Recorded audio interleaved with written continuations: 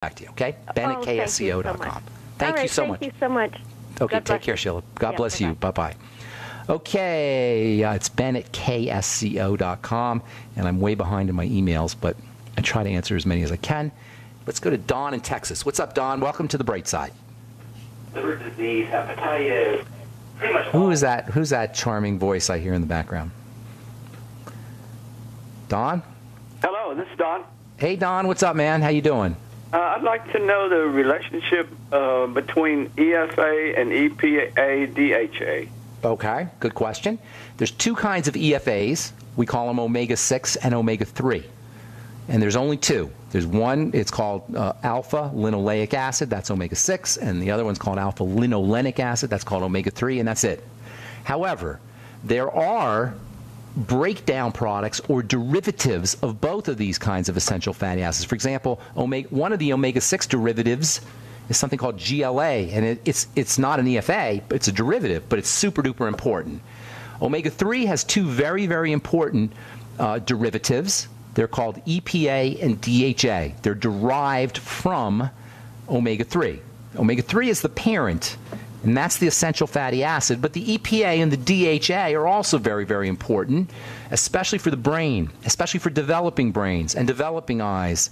So they're critically important for babies who are growing or fetuses in the womb for developing their brains, but also for adults, too. In fact, fish have a reputation as being a brain food.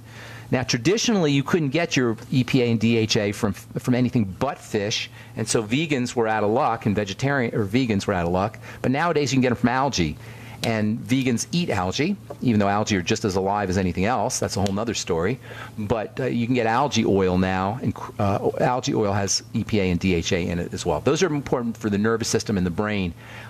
They're important for a lot of things, but the nervous system and the brain particularly. We'll talk about omega-3s, by the way, next week or maybe the week after as we continue talking fats in the skin. Thanks for your call, Don. I hope that helps you. Let's go to Sheila in California. What's up? Welcome to the bright side, Sheila. Hi, Ben. I'm glad I discovered your program. Oh, I'm glad you did, too. How did you discover it? Tell me how you discovered it. Bill Cass actually mentioned it to me, and okay, good. I've been listening to you pretty frequently now. I'm checking in with you because, I'm basically have a pretty good nutritional lifestyle, I'd say, but I'm having some hip pelvic pain. I'm sorry, I lost you there, Sheila. Sheila, you cut out for just a sec. You're having what now? Some joint pain, hip, kind of pelvic area.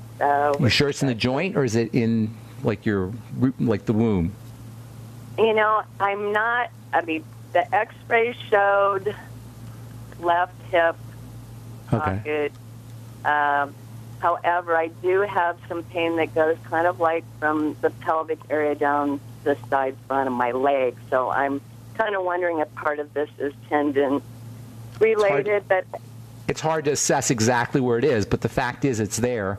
And the only thing that causes pain, aside from, well, anything, even if you get a mechanical injury or trauma, it involves inflammation in nerves. So it's not the tendon itself, it's the nerves that are attached to the tendon that are causing the pain. So what you really want to focus on when you have this pain that is diffuse, that covers a large area of the body, it's not like targeted in your big toe or something or in your thumb.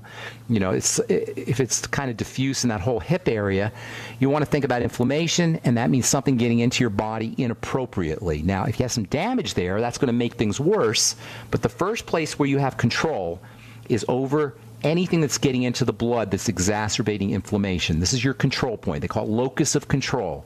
Yeah, you may have some damaged joints or damaged tendons, and that's going to make things worse, but your first things first, and that's digestive health, and that's always going to be the case.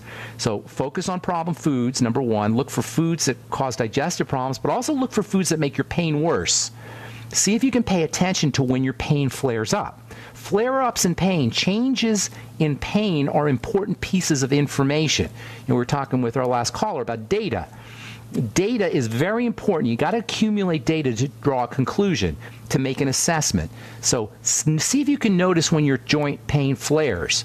See if you can notice that if you have digestive health issues. If you have skin issues, that could be another important piece of information. Do you have anything else going on, Sheila? Any other health challenges that you're dealing with?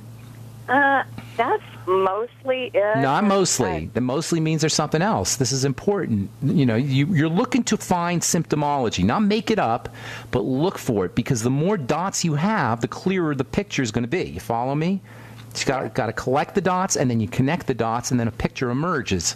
So you got to have as many dots as possible, sample points, data points. Right now we got joints. We got general diffuse pain. Give me a couple others. Well, or find them. If you don't know them off the top of your head, look for them. Go ahead. Yeah, I think I'm going to need to look at that a little differently. I think part of what I'm doing is probably I've overworked an area, but then my other question is because of the digestive system, because I did just order a healthy pack and the glucogel, which I have not started, but my understanding is if you don't address the digestion, taking things that might not be absorbed anyway. So it's the first thing to do always. That's right. Even for just that reason alone, you're going to be wasting your time or wasting your money even with your supplements if you can't absorb them, although you will absorb a little, but you want to maximize the absorption of it. Always focus on digestion. Now, if you want some quickies, bone soup, chicken soup, with the bones, with the cartilage. All that cartilage is anti-inflammatory and to help you rebuild your cartilage. You probably want the glucogel caps. I'd be doing that right away. Make sure you do it with vitamin C or with the Beyond Tangy Tangerine. Look for data points and then focus on digestive health with the Biolumin Nightly Essence, digestive enzymes. If you take the Ultimate Enzymes, by the way, on an empty stomach, that'll help you with some of the pain. So you got a lot of strategies there to start right away, but still you want to start accumulating data so you can form a picture of what's happening inside your body. I got to move, Sheila. I want to get one more call in, okay? Okay, thank you so much. Take care. Have a beautiful day. All right. Cindy in California, got about a minute. What's going on? Hi. Hi. Can you hear me, Ben? I hear you loud and clear. What's cooking? How can we help you? So irregular heartbeat. Okay, that's a sign of a freaked out heart. Several things you want to do. First of all, the most important, quickly, in terms of quick benefits and quick results, is slow down by deep breathing, relaxing deep breathing. You can also use hot tubs, hot water, hot baths to kind of relax the body. You want to relax the body. The heart is freaked out, number one, and number two, it's probably dealing with nutritional electrical deficiencies, electrical nutrient deficiencies, B complex, vitamin C, electrolytes, all the things we talked about today. The Beyond Tangy Tangerine, vegetable juices, your Ultimate Daily would probably help. Of course, if you have blood sugar issues, those need to be corrected too. You might want to consider using the Sweeties. Calm the body down, use electrical nutrients, and don't forget about your fatty ones either, the Ultimate EFAs in particular. Thanks for your call, Cindy, and thanks for listening, friends. I'm Pharmacist Ben. Have a wonderful, awesome, spectacular, beautiful day. We'll talk to y'all later. Bye for now.